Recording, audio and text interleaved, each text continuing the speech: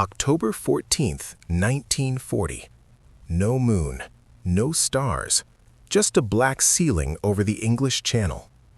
Inside the cramped cockpit of a Bristol Beaufighter, the air is thick with hot oil and sweat. Flight Lieutenant John Cunningham doesn't look down at the sea beneath him. There's nothing to see. He keeps his eyes on the instruments instead. Not the altimeter, not the compass. The engine gauges. 2 throttles, 2 engines, both humming with a calm confidence that shouldn't exist. Somewhere ahead, invisible in the darkness, German Heinkel bombers are droning toward London. They believe the night protects them. British fighters can't see them, can't catch them, can't even reach their altitude with heavy weapons aboard. Cunningham pushes the throttles forward. The response is immediate. No coughing, no vibration, just a deep, rolling growl, smooth, controlled, almost unnatural. The twin engines pull the aircraft forward as if the darkness itself is giving way. In less than 8 minutes, Cunningham will intercept a bomber the Luftwaffe considers untouchable.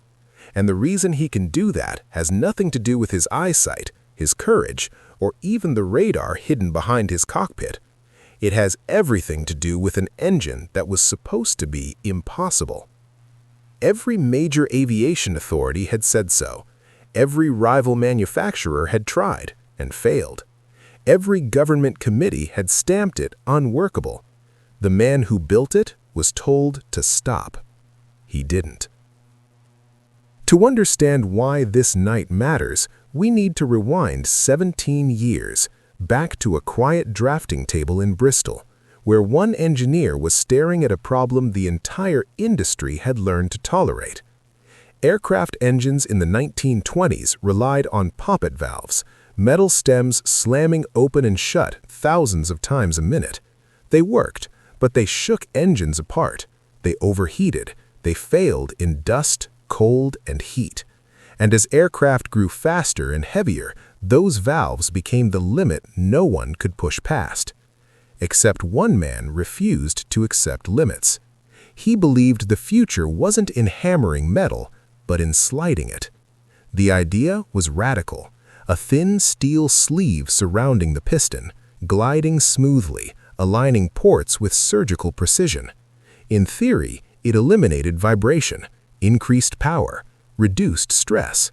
On paper, it was perfect. In reality, it was a nightmare.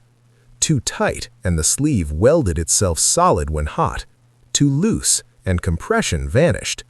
A tolerance error smaller than a human hair meant total failure. Rolls-Royce abandoned the concept in 1928.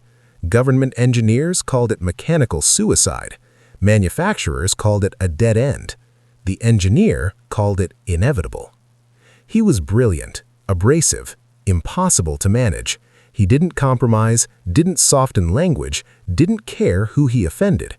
He believed engineering problems had engineering solutions, and everything else was noise. Between 1925 and 1933, his workshop became a graveyard of failures. Engines seized, cylinder heads melted. One prototype exploded so violently it sent a piston through the roof. Funding was denied, support withdrawn. His own company urged him, then warned him to abandon the project. He ignored them all. He redesigned lubrication systems to feed microscopic oil films. He selected alloys that expanded at precisely matching rates at 400 degrees Celsius. He demanded machining tolerances no factory had ever maintained, and then trained men to exceed them. In 1933, one engine finally ran. Not for minutes, not for hours, for 100 hours straight. It was smoother than anything the Air Ministry had ever tested, more powerful, more stable, and somehow still dismissed. Impressive in theory, they said. Combat will destroy it. So the engineer did something no one expected. He didn't argue. He built something bigger. 14 cylinders, twin rows, more power than any British radial engine had ever produced. an engine whose smoothness didn't just improve performance, it changed what aircraft could be built around it. And that decision would soon rewrite the rules of night warfare. But it would also put its creator on a collision course with forces far more dangerous than mechanical failure. Because just as his engine began winning the war in the dark, the system he defied decided it no longer needed him. And that's where the real story begins. What the ministry wanted was simple. Someone easier. Someone who understood wartime realities. Someone who wouldn't argue over tolerances or fight over steel alloys or insist that precision mattered more than production speed. The engineer refused. He was told, quietly, politely, that refusal was no longer an option. By August 1942, Roy Fedden was removed from operational control of Bristol's engine division. The organization he had grown from a small workshop into Britain's second-largest aero-engine manufacturer was now officially too important to be run by its creator. The engines didn't change. Every Hercules built until the end of the war still used his sleeve valves, his lubrication system, his material specifications, his obsession with microscopic precision. But his name vanished. Design credit shifted to committees. Oversight reports listed managers. Awards went to administrators who had never held a micrometer in their lives. It's hard to hear that without feeling something tighten in your chest. Because Fedden didn't disappear. He was simply sidelined. For the rest of the war, he became a consultant, an advisor, a man invited into meetings but excluded from decisions.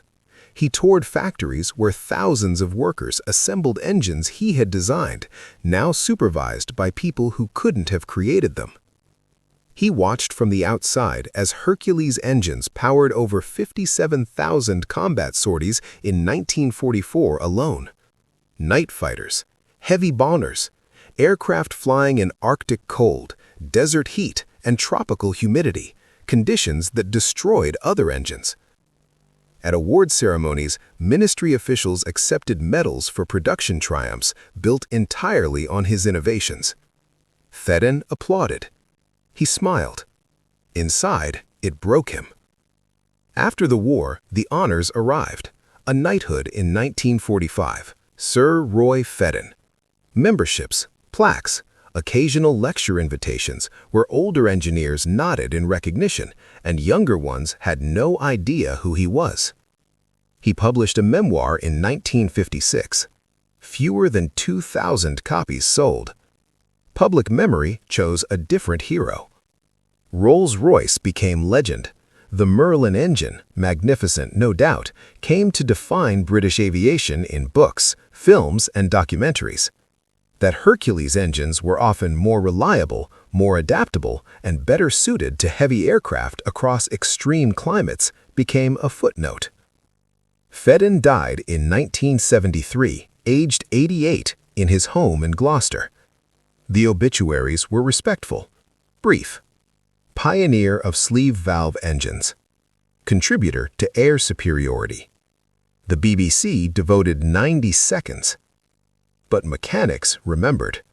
The ones who serviced Hercules engines in sandstorms and snow.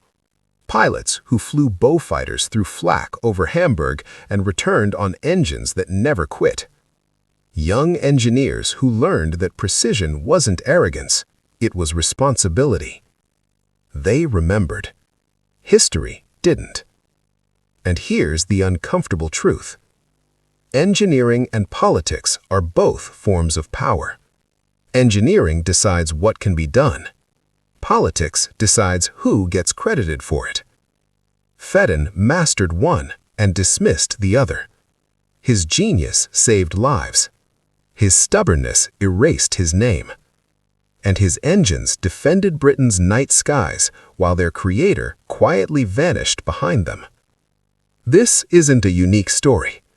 There are dozens like it. The engineers behind radar's cavity magnetron. The men who perfected Merlin superchargers. Frank Whittle's jet dismissed until war forced belief. Names forgotten, machines remembered. If you want those stories, the impossible ideas that actually worked, you're in the right place.